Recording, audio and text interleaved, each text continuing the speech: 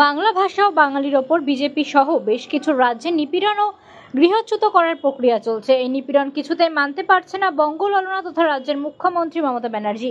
আর এরই প্রতিবাদে তিনি 16 জুলাই বিকালে কলেজ স্ট্রিট থেকে ধর্মতলার ডোরিনা ক্রসিং অবধি মিছিল করেন। অনেকে বলেছেন এটি 21শে জুলাইয়ের ওয়ার্ম আপ ছিল।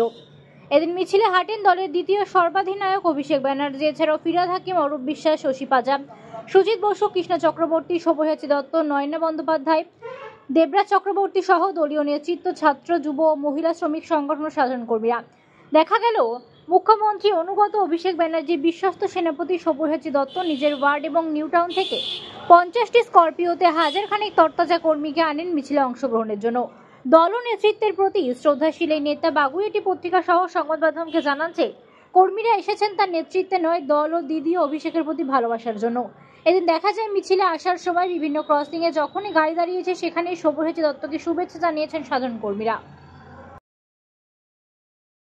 দেখুন মাথাটা কাঁপছে, মমতা বন্দ্যোপাধ্যায় হাঁটছে, আকাশ বাতাস কাঁপছে। অভিষেক বন্দ্যোপাধ্যায় যুব সমাজের আইকন, সে হাঁটছে এবং আমরা যোগ্য জবাব সবসময় দিতে পারি এবং অন্যায়ের বিরুদ্ধে সবসময় রুখে তৃণমূল কংগ্রেসের কর্মীরাই দাঁড়ায়। তিনি শ্রমিক ভট্টাচার্য বলছে যে আমি রাজনীতি করছে, কাউকে এগুলো বলে শুনুন না, উনি আগে বলুন যে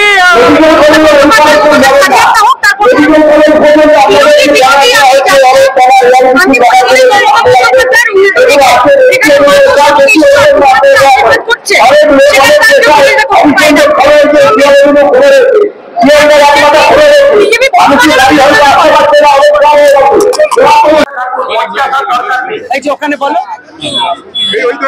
কি বলবেন আজকে বাংলার বুকে এবং কলকাতার বুকে, কলকাতার রাজপথে গর্জন দিচ্ছেন মমতা বন্দ্যোপাধ্যায়, অভিষেক বন্দ্যোপাধ্যায় এবং বাংলার অস্মিতা, বাংলার গৌরব, বাংলা ভাষা, তার সম্মান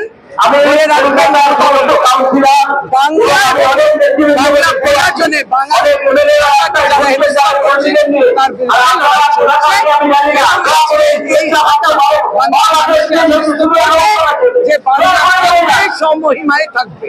বাংলার নাগরিক, দেশের নাগরিক। মমতা বন্দ্যোপাধ্যায় রাস্তায় নেমেছে। ভারতবর্ষের যে কোনো জায়গায় যখন যেরকম অরাজকতা হয়েছে, মমতা বন্দ্যোপাধ্যায় ভারতবর্ষের মধ্যে এমন একটি মুখ, প্রতিবাদের মুখ, এবং আমরা সবাই আজকে সামিল হয়েছি। ভারতবর্ষের সম্মান, বাংলার সম্মানকে রক্ষা করার দায়িত্ব মমতা বন্দ্যোপাধ্যায়কে তুলে নিতে হবে এবং সেই কাজই তিনি করছেন। এটা অত্যন্ত লজ্জার, যারা এইভাবে বাংলা ভাষাকে অসম্মান করে বাংলার মাটিতে প্রতিষ্ঠিত হওয়ার চেষ্টা করছে, তারা বুঝতে পারছে না অলিখে তারা বাংলা থেকে অনেক পিছিয়ে যাচ্ছে। সরকার এবং বিজেপি তারা সবসময় বাংলা বিরোধী বিরোধিতা করেছে, বাংলার মানুষকে পেটে মারার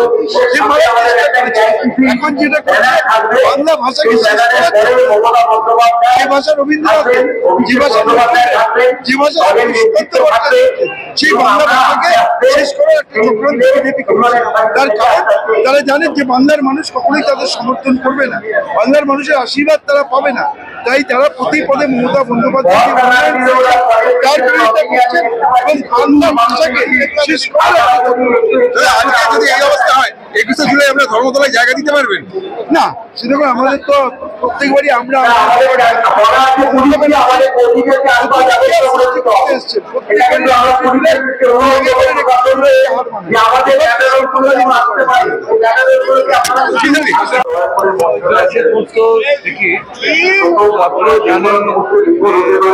মিছিলটা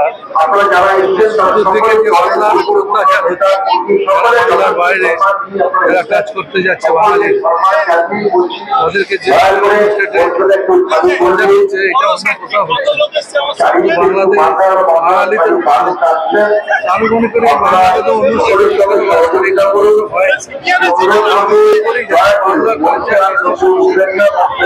করতে চাইছে দিল্লি, তার প্রতিবাদে আজকে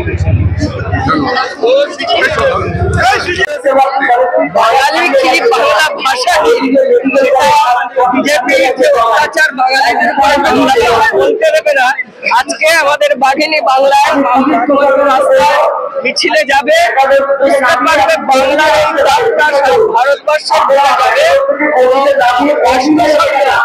414টা ভাষাকে স্বীকৃতি দিয়েছে, তার মধ্যে বাংলা ভাষা তৃতীয়, আর ভারতবর্ষে বাংলা ভাষা দ্বিতীয়। 36 কোটি লোক বাংলা ভাষা কথা বলে, পরে বাংলা ভাষা জানে। আর সেখানে দিল্লিতে বসানো হয়েছে, এখানে লেবাররা রয়েছে আজাদি, তাদেরকে লাইট বন্ধ করে দেওয়া, জল বন্ধ করে দেওয়া, তাদেরকে মেরে বাংলাদেশে পাঠিয়ে দেওয়া।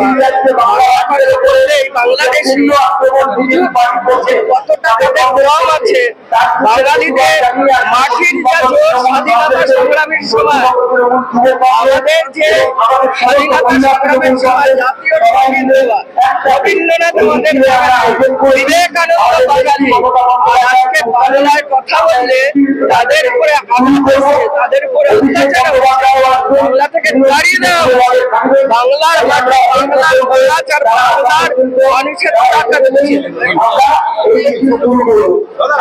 ভাষাকে যারা ভাবছে যে ন্যাসাত করে দেবে, তারা মূর্খের স্বর্গে বাস করছে। এইটুকু বলবো যে বাংলা ভাষা চিরস্থায়ী, এবং মাননীয় মুখ্যমন্ত্রী মমতা বন্দ্যোপাধ্যায় যে ডাক দিয়েছেন, সকল বাঙালি জাতি ধর্ম নির্বিশেষে সবাই একসঙ্গে রাস্তায় নেমে গেছে।